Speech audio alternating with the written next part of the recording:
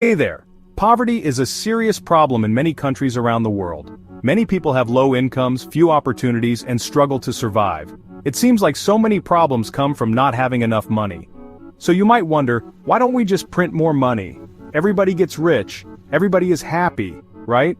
Well, this seemingly simple solution isn't as straightforward as it sounds. In this video, we will understand why don't the government just print more money. Here's the thing about printing money. More money chasing the same amount of goods means prices go up. It's basic supply and demand. Let's say there are 100 apples in your town and everyone has $1. Each apple costs $1. Now the government prints more money and gives everyone $10. Suddenly, everyone can afford more apples, but there are still only 100 apples. What happens? The price shoots up to $10 per apple. You're not actually richer, you just have more pieces of paper that buy the same amount of stuff. This is inflation, and it's why printing money doesn't solve poverty. When governments print too much money, inflation spirals out of control. Your savings become worthless overnight. A loaf of bread that cost $2 yesterday might cost $20 tomorrow. People on fixed incomes get destroyed because their money loses value faster than they can spend it. The purchasing power of currency depends on scarcity. If money becomes too abundant, it becomes worthless. It's like collecting baseball cards. If everyone had 1 million Mickey Mantle cards, they wouldn't be valuable anymore. Zimbabwe took money printing to an absurd extreme under Robert Mugabe's government. They printed so much money that they eventually issued a $100 trillion banknote. Let me repeat that. $100 trillion for a single bill. At the peak of Zimbabwe's hyperinflation, prices doubled every day. A cup of coffee that cost $1 in the morning cost $2 at lunch. People stopped accepting Zimbabwean dollars altogether and started using foreign currencies or bartering goods.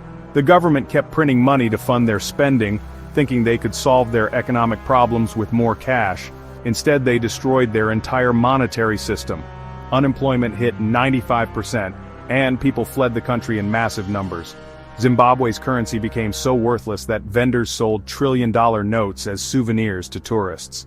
The country eventually abandoned its own currency entirely and started using US dollars and South African rand for transactions. The hyperinflation wiped out people's life savings, pensions, and any economic stability. It took years to rebuild trust in any form of currency, and the economic damage lasted for decades.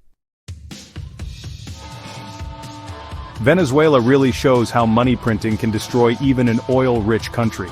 Despite having the world's largest oil reserves, Venezuela's government printed massive amounts of bolivars to fund social programs and government spending. By 2018, inflation reached over 1,000,000% annually. People needed bags full of cash just to buy basic items like toilet paper or milk. ATMs couldn't even dispense enough cash for a single meal, since the maximum withdrawal was worth less than $1. Venezuelan migrants crossing into Colombia would actually abandon their bolivars at the border because the cash was literally worthless. It weighed more than the goods it could buy. Border towns were just littered with discarded Venezuelan currency. The crisis forced millions of Venezuelans to flee their country. People lost their jobs, their savings, and honestly, their hope for a stable economic future.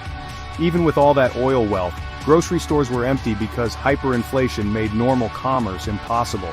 Venezuela's collapse really shows that natural resources can't save you if you destroy your currency through reckless money printing.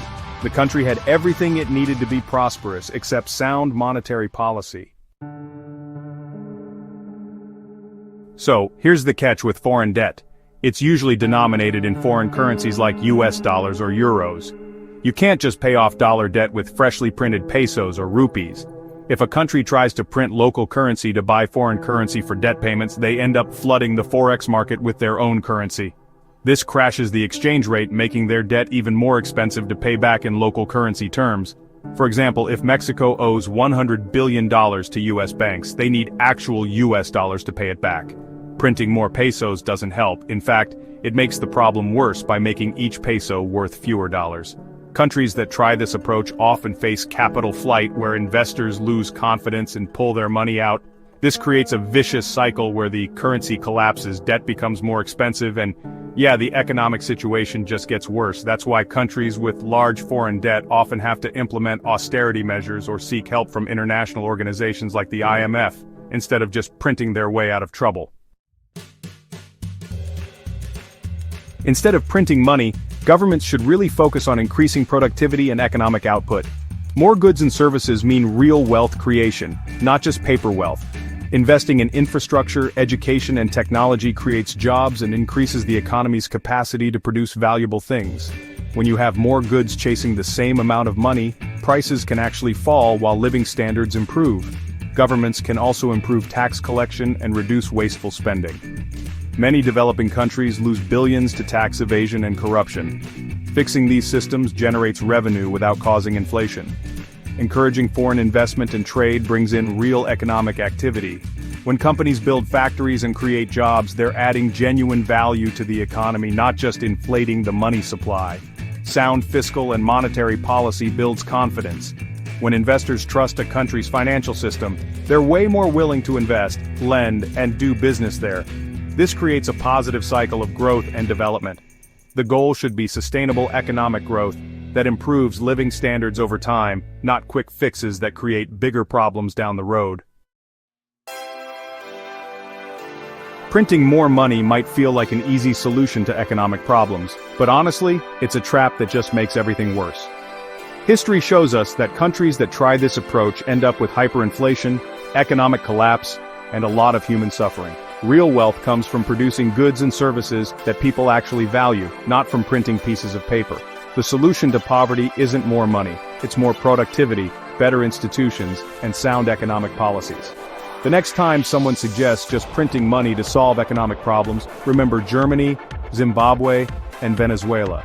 These countries learned the hard way that there are no shortcuts to prosperity. Building a strong economy takes time, effort, and smart policies, but it's really the only way to create lasting improvements in people's lives. If you found this explanation helpful, go ahead and subscribe for more videos that break down complex economic concepts. Understanding how money really works is the first step toward making better financial decisions and supporting better economic policies. So hit that subscribe button and notification bell, because understanding economics helps you make sense of the world around you, and we've got plenty more eye-opening topics to explore.